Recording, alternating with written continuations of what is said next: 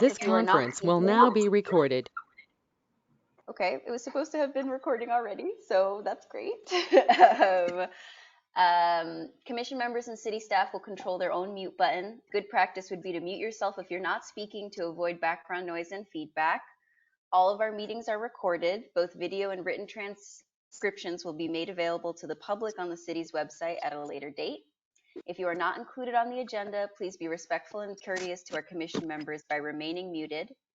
If you have audio issues, please send a text message to the following phone number, 845-399-9072, which is my phone number, and we'll address it from there. As the organizer for today's meeting, I reserve the right to lock and pause the meeting to eject anyone who has behaved inappropriately. Lastly, at tonight's meeting, we have in attendance the Arts Commission Chair, Susan Lin, and Arts Commission members Ann Bailey, Peter Criswell, Laura Giordano soon, Ione, Linda Marston-Reed, Ward Mintz, and Lynn Woods. I do not see that we have any non-council members in attendance now, and then I'm also here. Maria Elena, you're also here, sorry. Thank you for your patience during these difficult times, and on behalf of the City of Kingston, I wish you and your family good health. I now turn the floor over to Chair Susan Lin, who will call the meeting to order. Okay, can you hear me? Yes, indeed. Yes. Okay. This is weird, but so hi everybody. Here I am. Everybody seems to be doing okay, and the hospital is ramping up. I've been doing lots of FEMA stuff, getting ready for reimbursement for all of that. So that's been quite an interesting process. I guess, have you all had a chance to look at the minutes from the previous meeting? And does anybody, we can't really vote on them, correct, Addie? Yeah, I mean, if anybody has any edits or anything like that, you can feel free to email them over to me and I'll address it like that. Sorry, when were the minutes sent? I don't think I ever got them. Sorry about that. I might not have those. I was like, they were sent in previous to our what was supposed to be our March meeting. Oh, it was a while ago. Yes, that's why I lost track. Okay. Yeah, it was about a month ago. Right. So the first thing we'd like to talk about is just the Arts and Cultural Director update.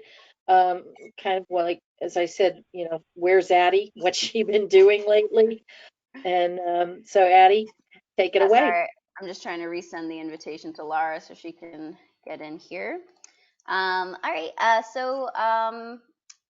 I have been working from home since the 13th of March.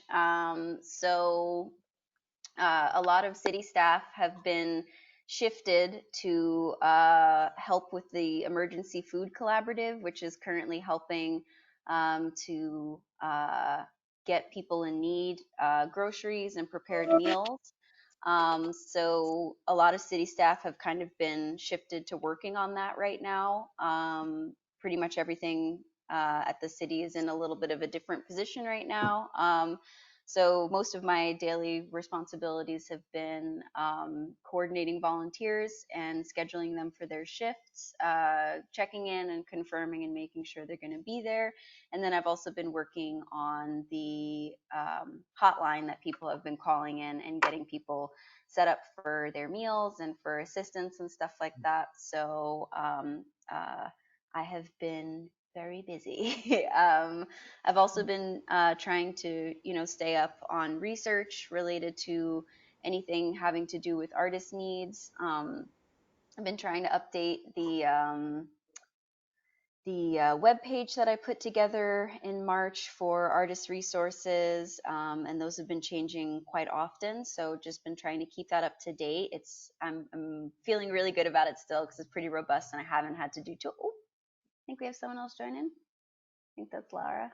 Haven't had to do too much editing and adjusting. I think some people saw the other day that there's been a new artist relief fund that's been established. So that's gaining traction. That is a first come, first served kind of thing. So I have been encouraging artists to submit to that. Hey, Lara.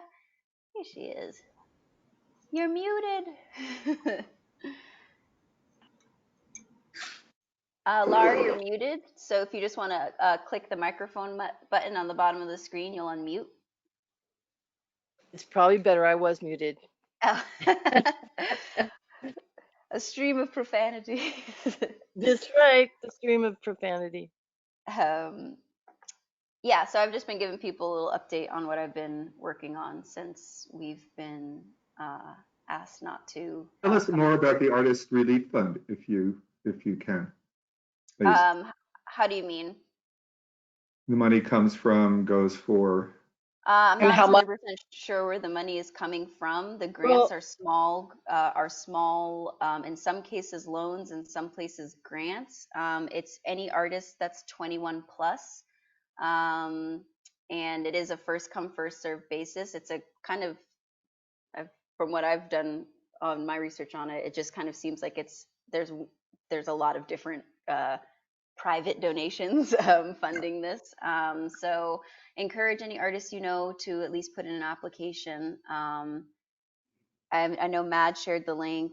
I shared the link. I shared it in the Artists of Kingston Facebook page. So it's out there, and I definitely recommend people getting a chance to apply for that.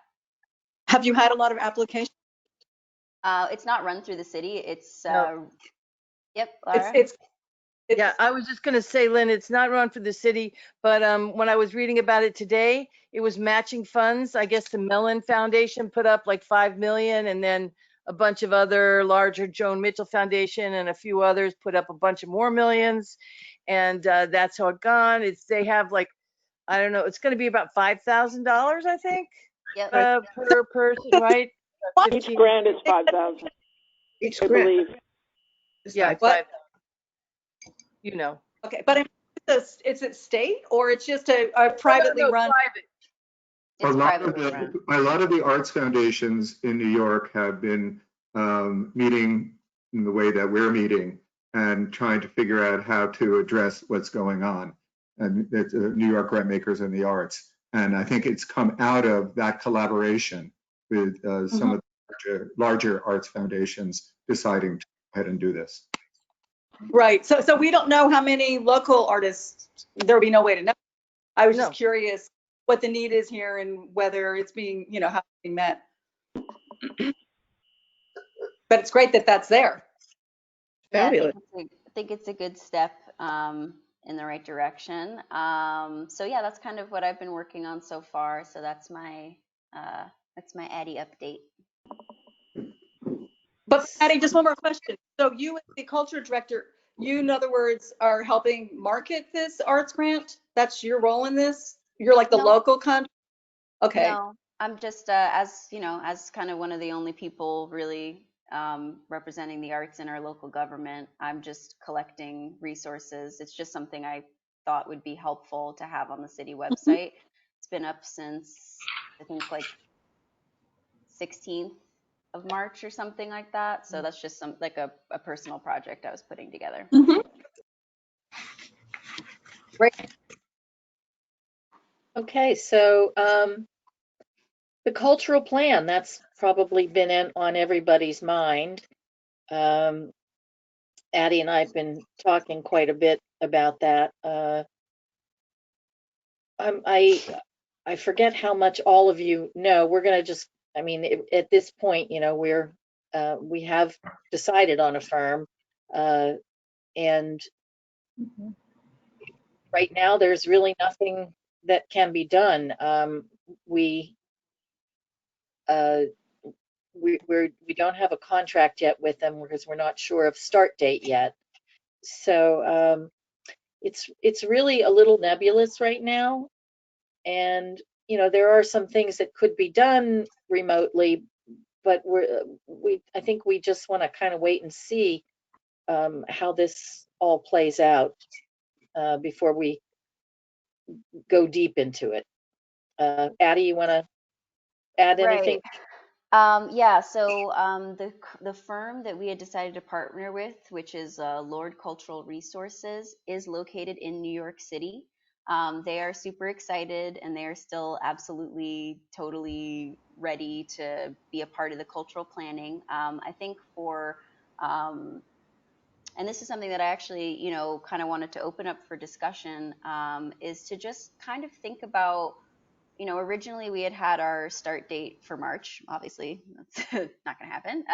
And then we thought we would kind of reevaluate around the 15th of April. So sometime next week, we can get in touch with the firm and just kind of talk a little bit about what we think the best steps would be moving forward. I definitely would love to hear people's, thoughts on what we think is going to be appropriate. I do think that there are a few different things to take into consideration. Do we want to start, um, it's kind of going to happen the way it happens just based on what's going on culturally, and in with all of this. One of the nice things that's happening is that the city has purchased software that will allow people to be able to participate in municipal projects virtually. So we do have some added support on the city side for that, and the firm that we're partnering with is completely prepared to kind of tackle the idea of virtual planning. But I wanted to kind of ask some other thoughts on, what people think is appropriate. Do we think it's a good idea to start sooner rather than later? Peter? I wonder if it might be prudent to delay the project until September 1, kind of have that as a target date, because traditionally things are really hard over the summer anyway. We don't know where things are going to be. It seems like a lot of things are kind of in the offing of September start, school, things like that. So maybe just take that and do a September to May or September to April or so. How many months were we saying for the whole thing? We're hoping for like 6 or 7, and we have it budgeted out for about 9 altogether. Because if we could have it done by beginning of next summer, I don't know, it seems like it would be a reasonable time span. And if that's possible, then maybe you could use some of this time to start to front load getting people lined up to be on the committees and sort of, I'm sure there's some legwork that you can be doing to get prepared to help them to connect in with the community and things like that. Anyway, just my 2 cents there. Great. I agree with Peter. This is Anne. From all accounts, it looks like things really aren't going to get back into gear until September. I think summer is a difficult time. I agree with you on that, Peter. And I think it's something to look forward to. And it seems doable at the beginning of September. Okay. Addie, how does this work with your salary? I'm funded until the end of 2021. So as long as we finish it before then, I feel like I'm in a good position. There are definitely going to be some, well, I don't know, definitely. I would assume that there will be some conversations related to funding, especially in like the coming months, coming years. I think this is going to have an impact on, government spending. I think that we have a strong partnership with the Novo Foundation, and I think that if we were to approach them and ask for more funding to continue this project in terms of having like me as a supporting figure, I do think that's an opportunity. It's all, up to them and up to, applications and things like that. But we do have some wiggle room. So I think originally we had hoped that that second year would be implementation. But, we're just going to have to kind of figure that out. But we're all set until then. Yes, Peter? I wonder if that would actually be an argument for extending your contract, saying, this whole pandemic just really pushed the project this forward. We really need a year of implementation. I would think that would bolster the argument to keep you on for at least another year or 2. Yeah. I also see something very interesting that could happen during this time through the city of Kingston. So, of course, first and foremost, we're thinking about food insecurity and housing. but quickly that affects artists who pretty much live on the edge. And I would like to see almost an opportunity for a kind of clinic or a way of helping artists move through the system, because I know a lot of artists find this very overwhelming and confusing.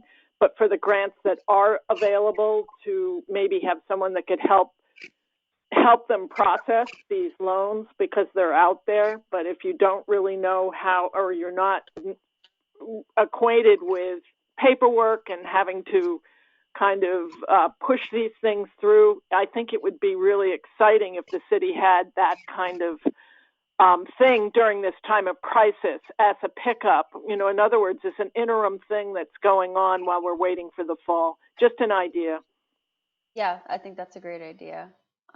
Lara? Actually, you know, we worked with Jean Morris at the Ulster Business Center, or I don't know exactly what it's called, but they helped us write a business plan for free, and they do lots of work. She and Sam, I forget his last name. And she just reached out to me because we worked on the plan, our first business plan for the draw with her. And she was saying, you know, there's a lot of stuff out there, and could she help us in any way, you know, negotiate it? Maybe there are things that we're interested in or not, but you know, they're there for free for anybody, and she might be somebody willing and is being forced to learn how to communicate in these forums. Right. It might be an interesting experience. I can ask her, you know, actually, if she would be willing to do something for either through the Arts Commission or through MAD, or, you know. I mean, not to limit it at all, Laura, because the money is out there. It's just learning and figuring out how to access it. And I would love to see the city take a role in this as well. And yeah. So just to pivot back to the cultural master plan, just so we could kind of, yes, Maria Elena? No, just very quick. Part of the funding that I saw to support artists, if you look at the requirements to apply for those funds, I don't know how anybody can say, for instance, what I'm not having work coming to me right now. I don't have any kind of commission. Therefore, my income is being affected by the COVID-19, because they say you need to prove that you're being affected somehow. But, you know, at this point, everybody's affected by the COVID-19. So I don't know if that, Anne, is in line with what you were saying about helping. Sure. Because if you know what exist- you made during the last year, and you can show that as income, and if you filed taxes on that income, that's provable income, and you can ask for that. Yeah, so I just want to pivot back to the Arts and Culture Master Plan, and just kind of chat a little bit. So basically, the Arts Commission can make a recommendation to me and to Mayor Noble, to the city, to suggest what you all think we should do with the Arts and Culture Plan moving forward. You know, I'm not sure. We will have to negotiate with the firm and see if they're willing to kind of hang on until September. I don't see that being a problem, but you know, that is just something that we're going to have to think about. Is there anybody that feels that we should kind of like start this as soon as possible? Is that a sentiment that anybody's just want to confirm? Addie, just a question. How do I show you that I want to say something? Is there a button or something? Raise your hand. In Zoom, there is a raise your hand button, but go to meeting, you can go like this. Since some people are lagging, sometimes I don't like see you right away.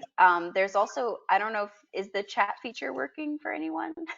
I've been advised to turn the chat feature off, but I can still send things to you. I sent you guys the COVID-19 thing. So I think for now, just raising hands. Cool. Okay, then. All right. So my thoughts are that, you know, this is a really, really unbelievably difficult time right now. And I think if we were to proceed right now, it would be perceived as being somewhat irresponsible, that people aren't, I mean, we all think about the arts all the time, but basically it hasn't been on my mind for a few weeks. So I think my thoughts are that we would be best served if we wait for a while to do this. I agree. And I think that, we all know that we can do some of this work virtually. Absolutely. I mean, we know we're here on this Zoom meeting, technology is here. But also, I do think that because so many arts organizations and artists are going to be so impacted by this, that I do think that the challenges from COVID will kind of become the forefront of the conversations that we have. And I don't think that's wrong, because I do think that there are going to be things we're going to need to address specifically related to that in arts and culture. But I do also want us to get that arts and culture master plan that we were all kind of envisioning, and, like that deep dive that we want. So, like I said, I'm more than happy to kind of talk to the firm and just kind of, see what makes sense. And see if we can maybe negotiate a start date that feels a little bit more comfortable for everybody. And again, I'm happy to do whatever. That's why I wanted to kind of speak to everybody and just see if anybody had any recommendations for what they thought would be best moving forward. September sounds like a good date to me, and it has a lot of energy around it. September, as Peter said, and so I agree that could be a really good idea. If that had to be changed, then we would change it. But this is optimistic and perhaps doable. All right.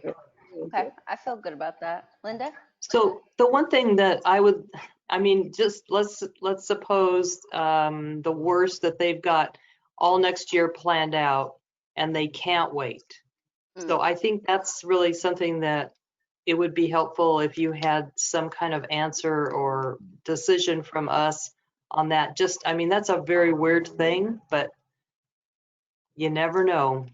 So, and I feel just like everybody else has already said, that people are just not emotionally ready to dive into things that are not around survival. So I think if they couldn't work with that September schedule, or a schedule that was out further, then I feel like we'd be kind of back at looking at our options with the other candidates.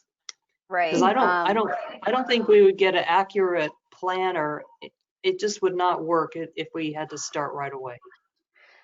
Yeah, I think I definitely think that I can talk to Corporation Counsel and just see kind of, and purchasing, and just kind of see what that looks like. Is that a situation where we have to, reissue an RFP? Can we just go and look at our top 3 candidates and pick one of those?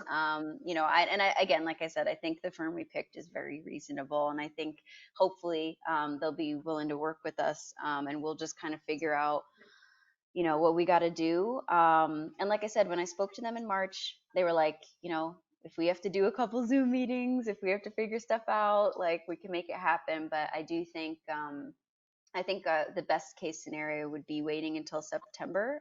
So I'll do a little research on my end and just kind of see what that looks like, if we do have to make any adjustments. But what if we were to find out if they are available, and let's assume they say they are in September?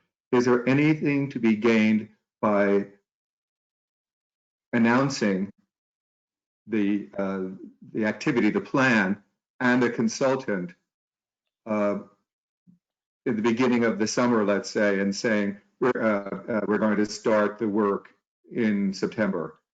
Yeah, I think as long as the firm, once we can't say anything until we've signed a contract. So sure. Once the contract's signed, we can communicate however we'd like about, firms and moving forward and that kind of thing. So yeah.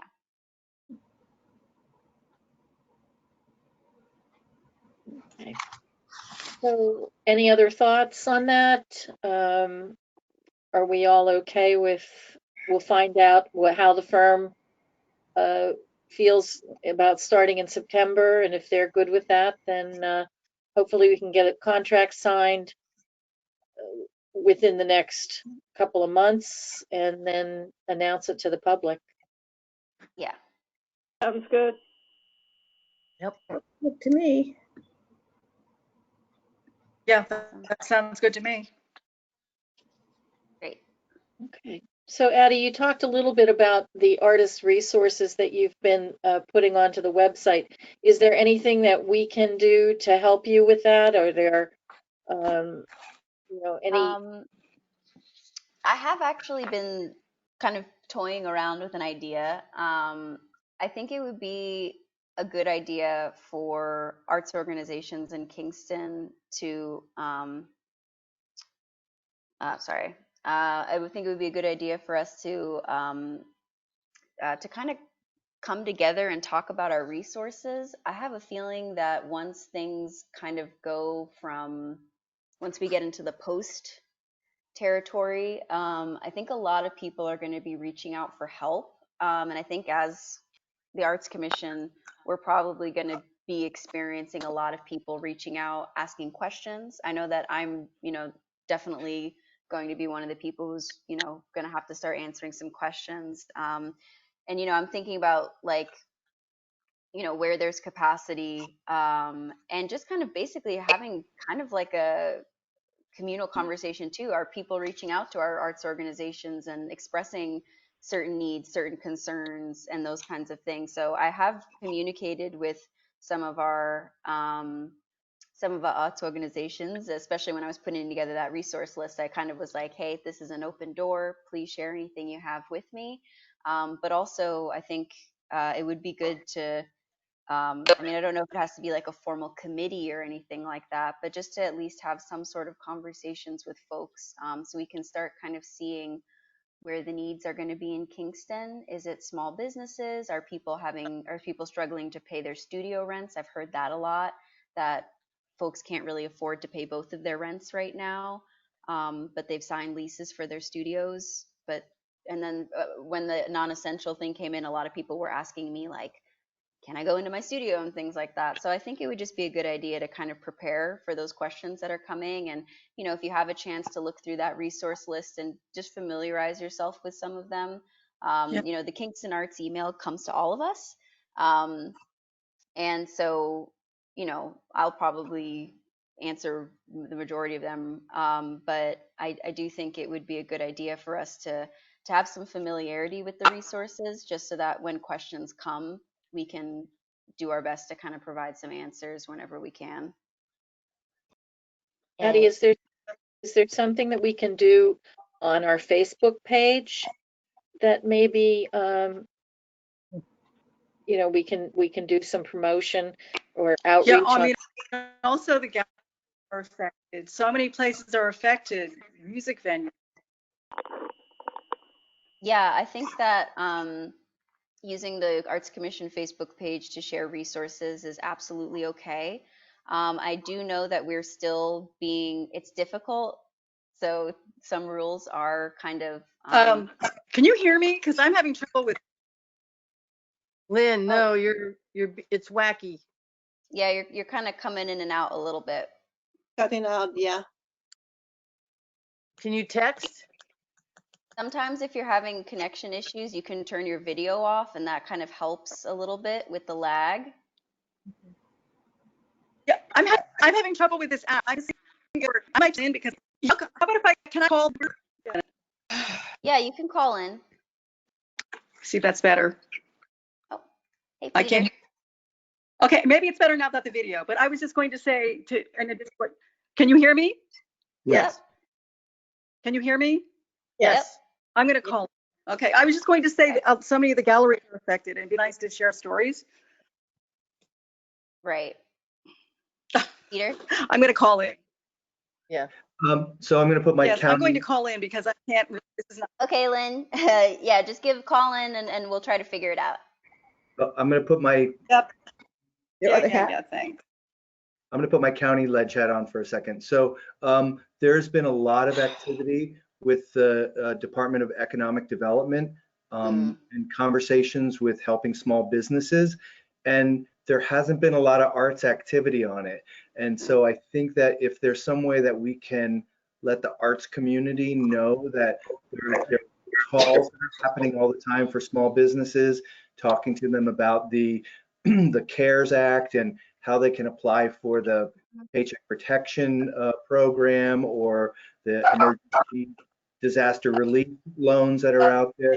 There's a lot of really good resources. So if we could kind of connect those dots for artists. I think the other piece of the puzzle is I used to do taxes for artists years ago, and oftentimes keeping and record keeping is not the forte for artists. And so if there's some way that we can find resources for them, like it's kind of jumping off what we were talking about a little bit earlier about, just making sure that they're keeping track of all their losses and making sure that there's correct record keeping. But a lot of artists don't even know what that means. They don't know what correct, some do, some are great at it, but some have no idea what correct record keeping is. So trying to put together some sort of resource or connecting them with other resources that are already available to say, here's what you're going to need to do. You're going to need to, download this or pull these statements from your bank or whatever, that kind of thing. So anyway, I think that type of thing would be super helpful for people. I think that's a great suggestion. And I think that's one of the reasons too that I was thinking about, like I said, I know it's kind of a tricky time right now, but that's kind of like when I reached out to O Positive, I was like, your mission is to connect artists with healthcare. So I'm kind of thinking of y'all as my resource for that kind of information. So anything you have, send that along. I'm thinking about arts advocates and people who work in as lawyers. I think there's going to be a lot of, small claims things that are going to come up. And I agree with you, Peter, that, I love artists, but at the same time, we do have to encourage them to have those records and things like that, but we can't just say it. We kind of have to show it. So I think that now that we're kind of coming into, hopefully in April, we're kind of coming into, I think I'm starting at least to get like my sea legs. I don't know how much longer I'm going to be doing this volunteer work, and I kind of have a substantial role there. So I'm going to speak to them a little bit about maybe minimizing some of my responsibilities so I can kind of shift a little bit back to focusing on the art stuff. So I definitely think I would love to be in contact with some county folks, legislative, anybody that you think would be good for me to be in contact with. I'm kind of ready to kind of get on that road right now. I just have had to kind of manage some of those other responsibilities. Also, this is Lynn. You can hear me. I have a question about the arts related businesses. Do we have any idea how small businesses in the arts are faring? Are they getting help? Yeah, they are. I could say through the PPP program, which is part of the CARES Act. I know, and I've been in discussion with this with Richard, and I don't know if Richard is on the call or not, but we have a lot of the small arts businesses have applied to this loan program.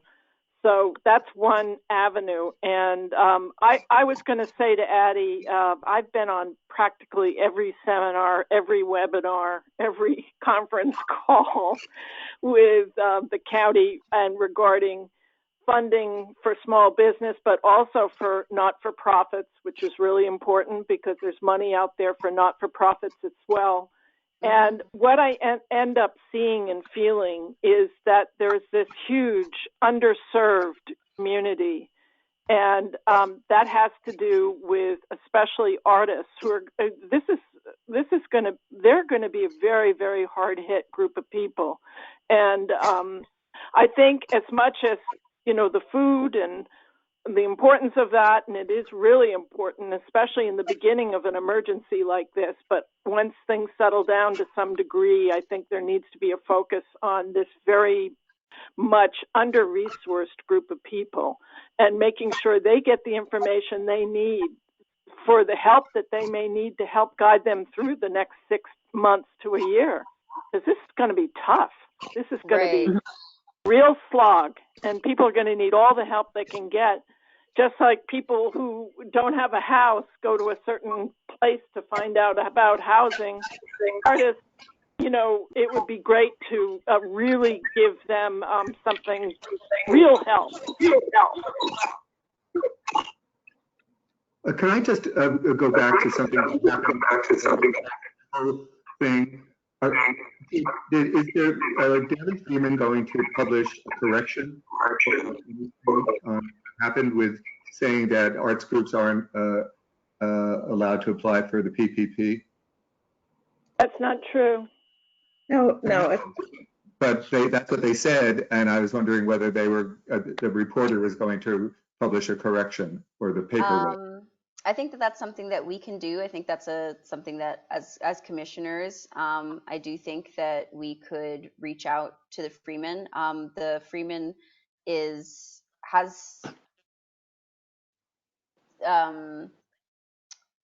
accuracy is a thing, and I think that I think we really need to point out that that's not true, because I'm sure as everybody felt reading that it was kind of like, what? So I think it would be a good idea for us, just as Kingston citizens, to reach out. I can talk to Mayor Noble about sending a more formal communication. I just want to clarify and do my own research and make sure that either is or is not true.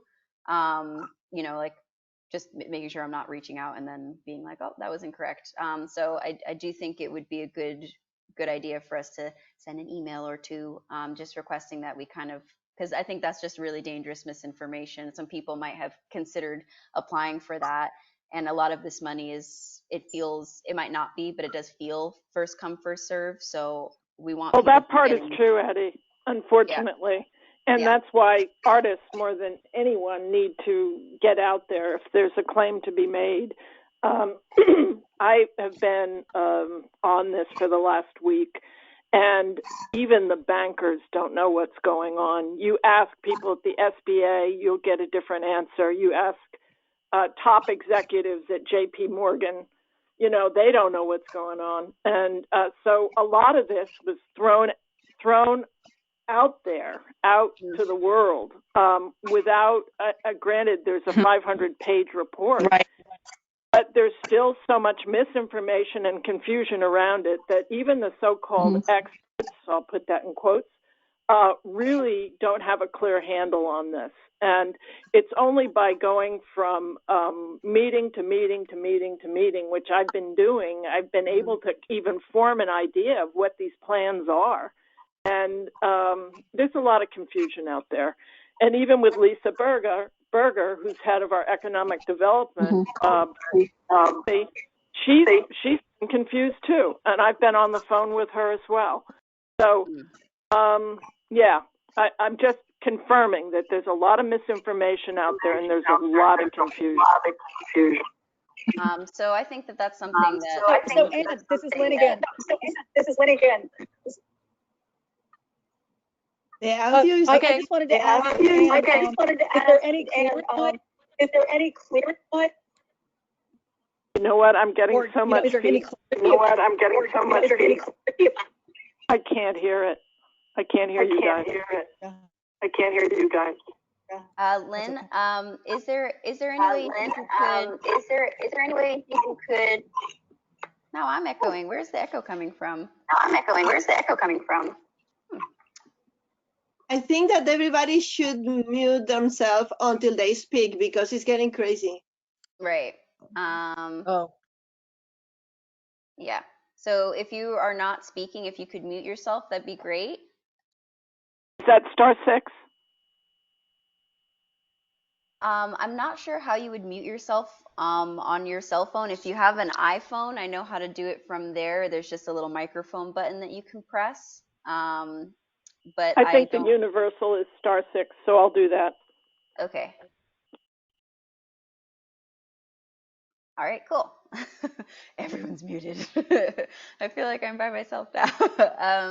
All right, so I definitely think that's something that we should be considering, even if it's just as informal as kind of some email communications. If you get a link or a resource or something that you think could benefit, share it over to me.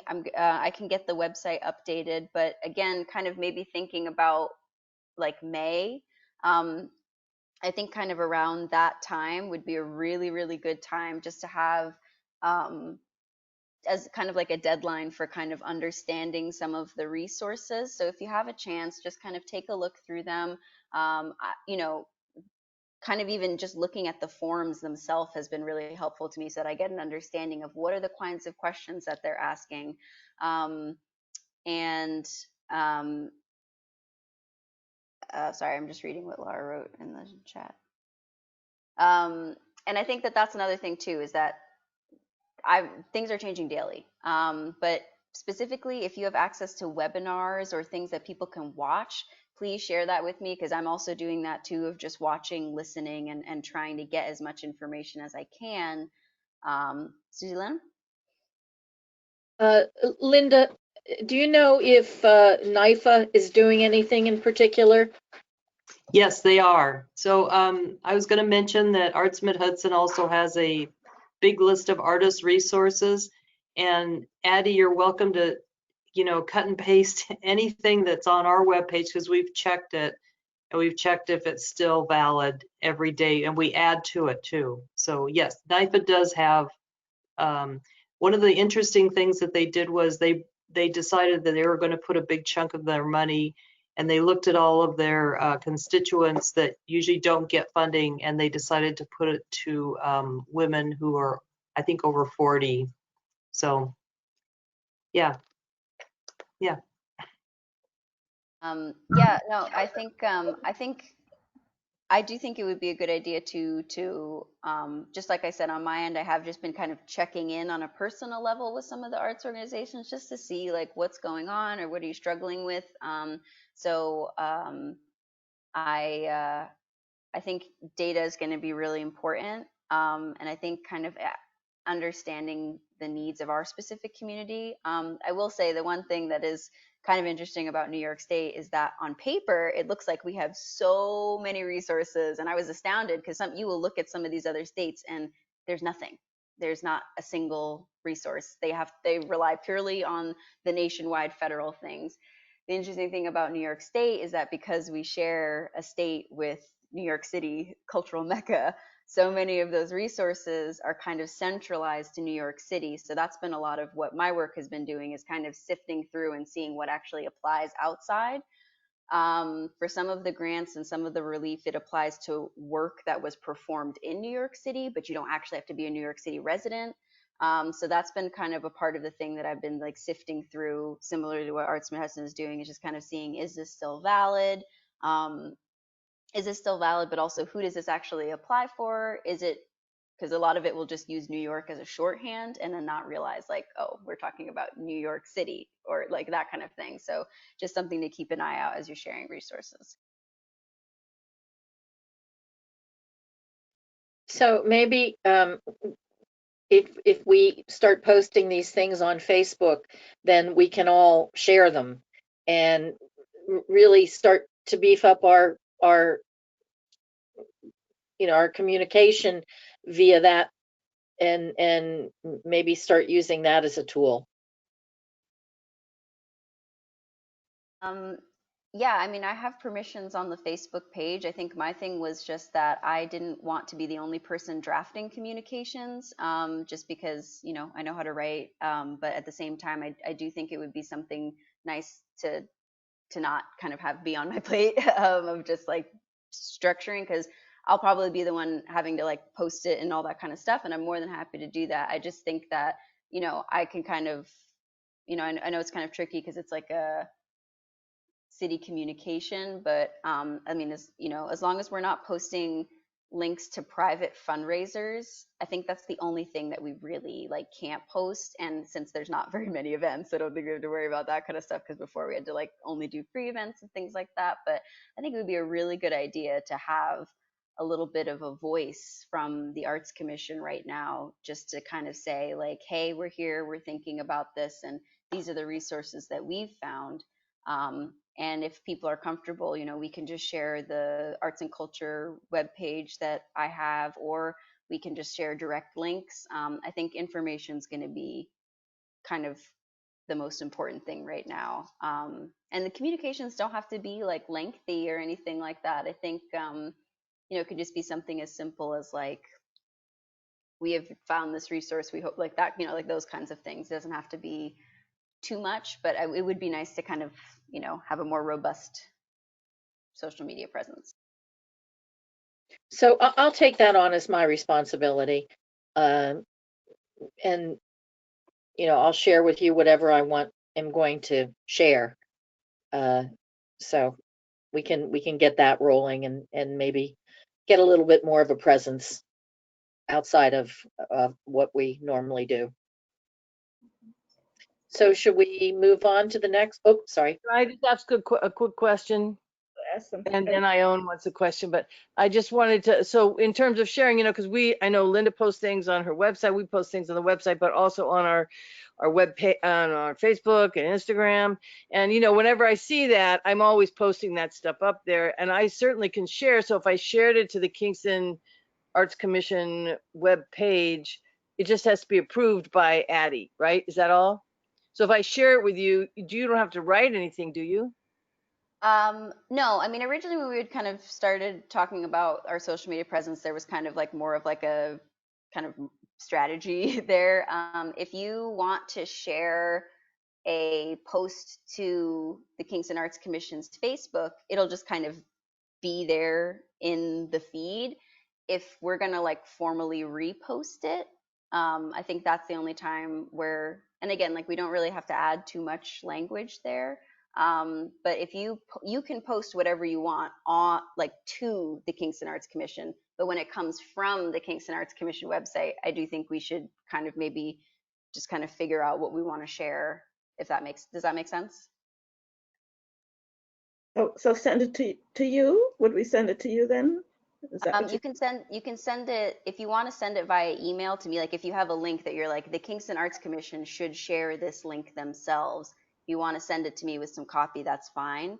If you just want to share it to the web page, you could do that too. That's just kind of a different kind of look, and it's not necessarily coming from the Kingston Arts Commission's Facebook page. It's just on it. Does that make sense? It's kind of like when you post on someone else's wall. It's like you're just doing that kind of thing.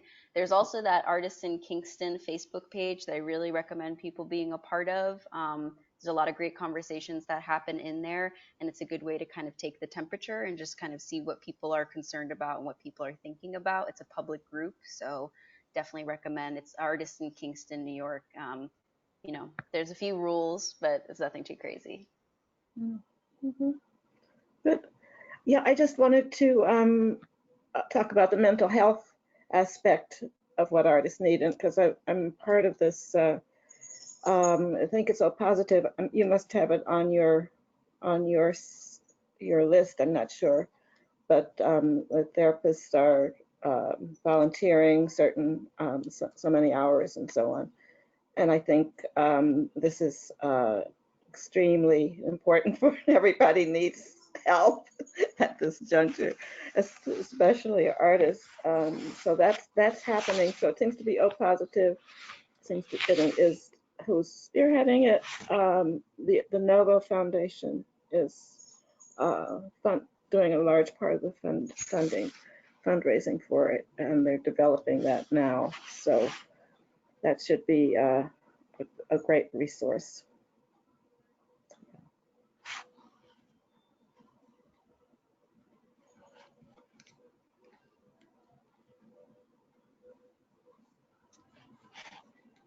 Is anybody talking? I can't hear anybody. Hello, hello. Hello, hello. Hi, hi. Is it just you and Ione? I just Hello. got. Hi. Oh, okay. I can hear. We can hear. Okay, so anyway, I completed that thought. I just want to say that I'm going to be slipping away to go to some religious ritual. So please forgive me and have a great rest of your meeting. And it's wonderful to be able to do this with everyone. Bye. I Word. Thank you. Happy Pesach. Passover. So I just wanted to talk about the Distinguished Artist Award a little bit. Obviously, we are not going to have a, um, oh, can everybody remute their lines? Obviously, we're not going to have an event this month. I have spoken with Laura Hope, and she's obviously, understands completely. And as soon as we figure out where we're, what's going on, we'll reschedule something, probably more towards September. So if that's okay with everybody. And then, anybody have any questions about that? Addie, do you want to talk I had a about? question. I had a question, Susie. Is there some way that we can engage her right now to do something cool online? So many musicians are doing amazing things online to talk about, to celebrate the arts and to be together. I wonder if she's such a community spirited type person. I wonder if there might be something like brought to you by the Arts Commission. We're doing like half an hour of Laura Hope online or something. I don't know what. I'm riffing, but something cool like that is possible. Well, she's been doing all kinds of things online. She's had concerts, and she bought this new house, and she and Matt have been doing an hour long concert a couple days ago or last week. So I'm sure that would be something that she'd be interested in. Could it be actually at the date and time that we were going to do the award ceremony? That's a cool idea. So yeah, I will. I'll connect with her and see if maybe she could do that. Addie, are you still there? Yep, I think that'd be a great idea. I think that that's also something too that maybe we could even host on the Kingston Arts Commission website. I'm not 100 or Facebook. I'm not 100% sure. I know that most of our AV needs have been covered by Radio Kingston. So it seems like Laura has her own ability to do like a recording and things like that. So I think that'd be really great because I don't think we'd require too much. So I guess we could just kind of figure out how we'd make that work. But I think it would be kind of cool to have to have that happen when we thought the Distinguished Artist Award was going to happen. That's cool. We might be able to co-host rather than host, because she's probably got a really good, robust list out there. So maybe we could just somehow, I don't know the ins and outs of that, but maybe we could be listed as a co-host or something. Okay. Yeah. I mean, we can just reach out to her and see what works. It'll kind of be up to her. But I think she'd be really into it. That sounds so great. A great celebration. Yeah. Really good. All right. So Addie, if you could, you and I had talked about maybe you have more of your finger on the pulse of people in Kingston. If you could maybe update us about events and organizations, what they've been doing, how they've been feeling, everything's canceled or things being planned. So if you could maybe update us about that. Yeah. So I think there was a lot of optimism that April would be panning out a little bit differently than it is. I think a lot of folks are adjusting, and I want to be pretty upfront with people and say that, I mean, the rest of 2020 is gonna be about COVID-19. I think that that's just a fair thing to say. It's going to be on our minds. It's going to be in our thoughts. And I think a lot of arts organizations are kind of reevaluating. I mean, I know O Positive has been doing great. They've been kind of looking at wellness.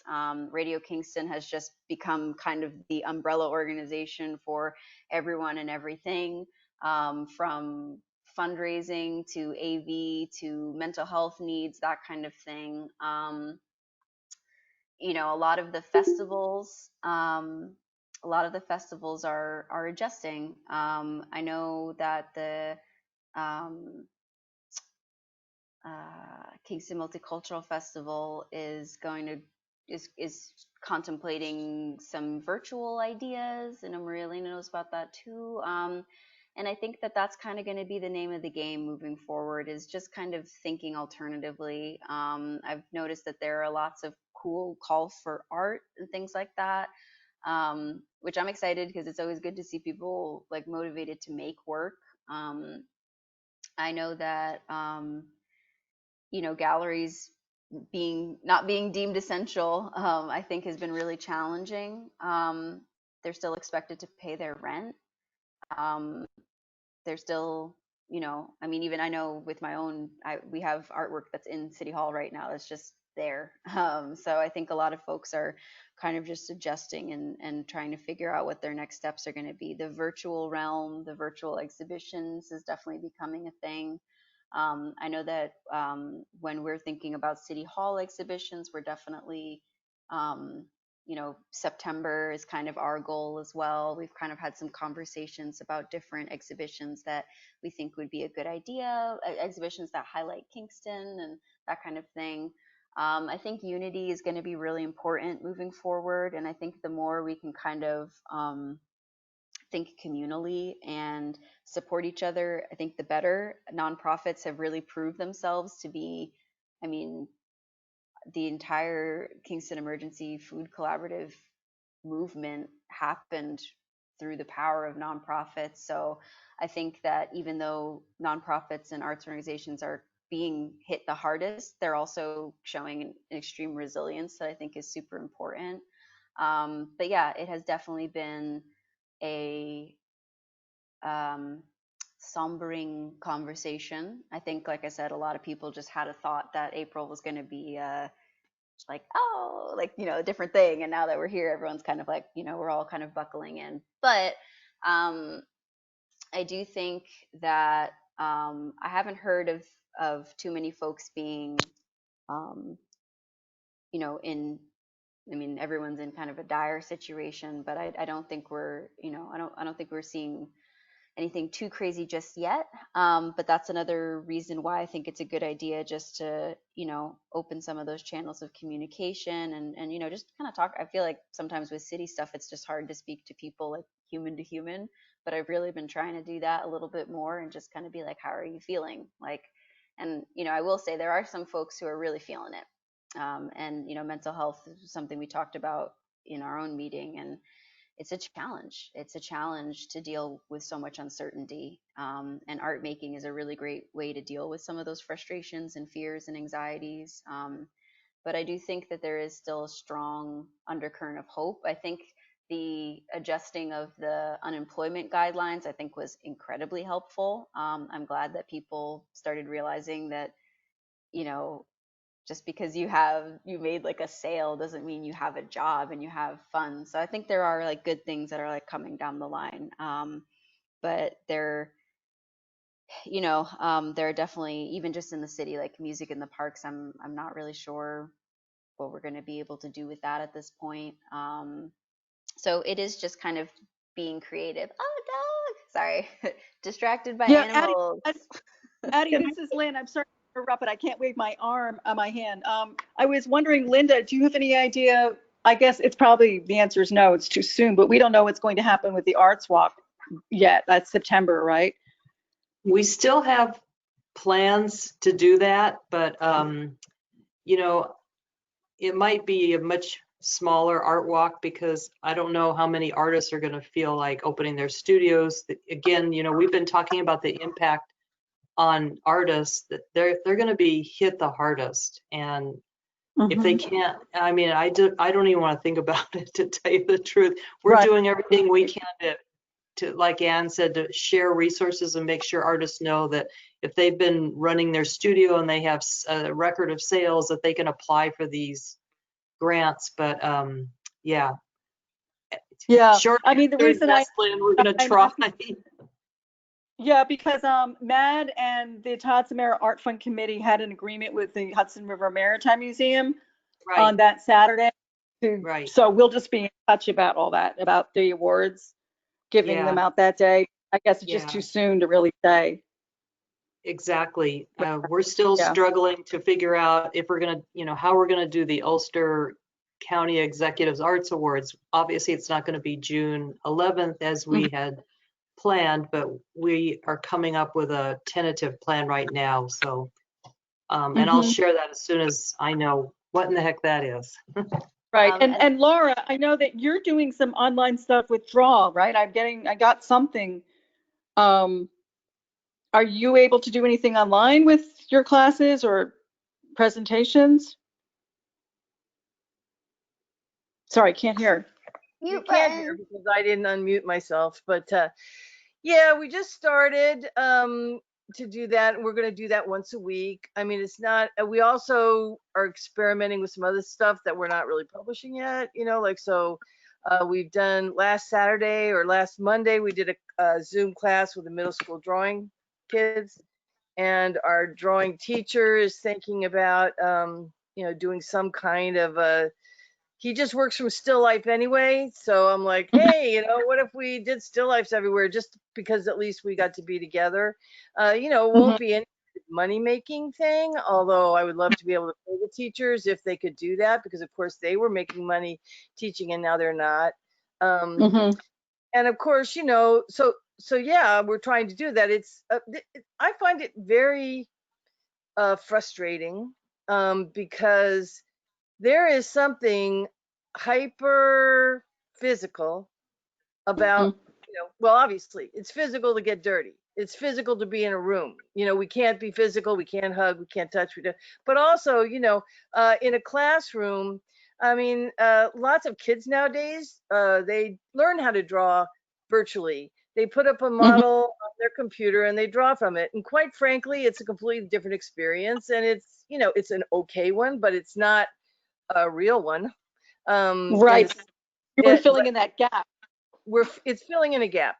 But you know, for example, you know, printmaking, you know, you can do a mono print, you know, all those things they need to be, and being a teacher, you know, being a teacher in a room where people are actually breathing around you, and you're walking around them, you can be a hyper effective, not just art teacher, but human person teacher, mentor, whatever you want to call it. And of course, those things aren't available online.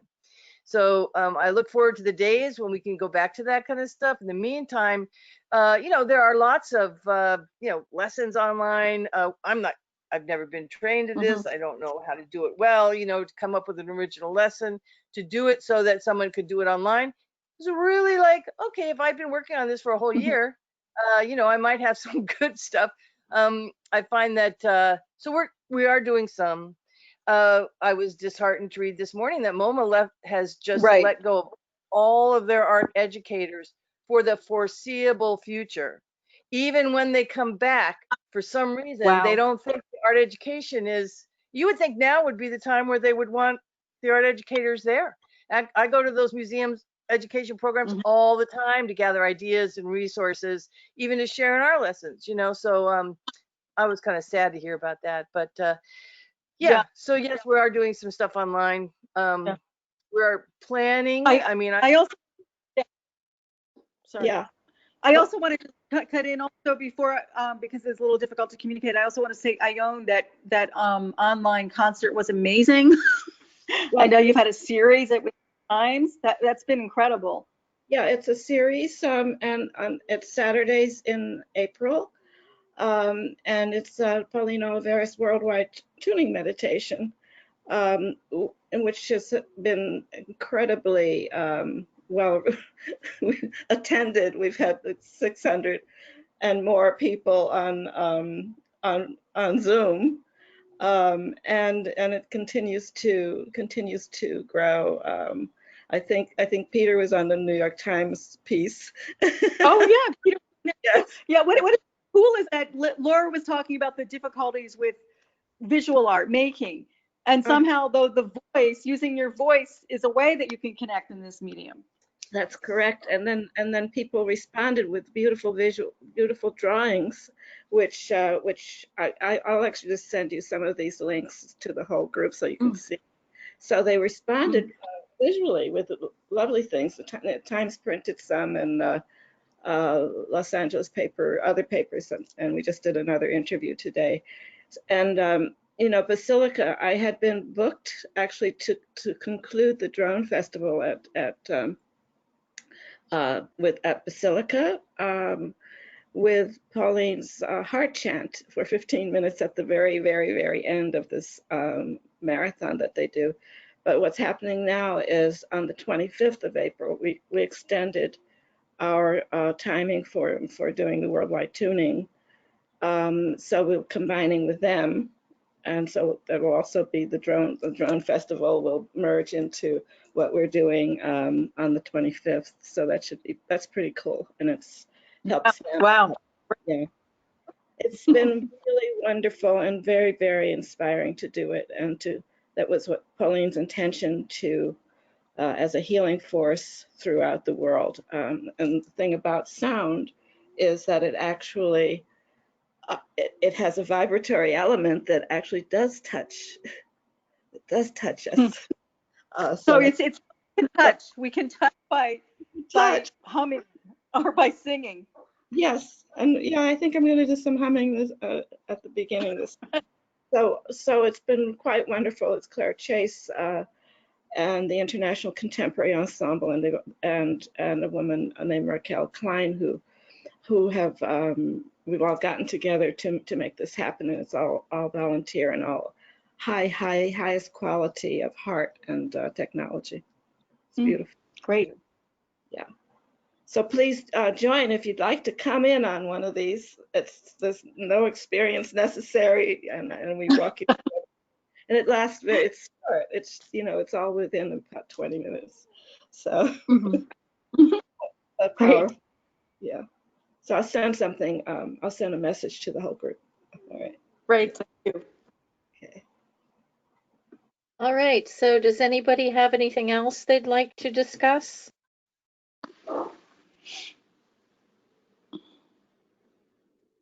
No, I did just want to say I miss everybody. Very much miss everyone. I'm going to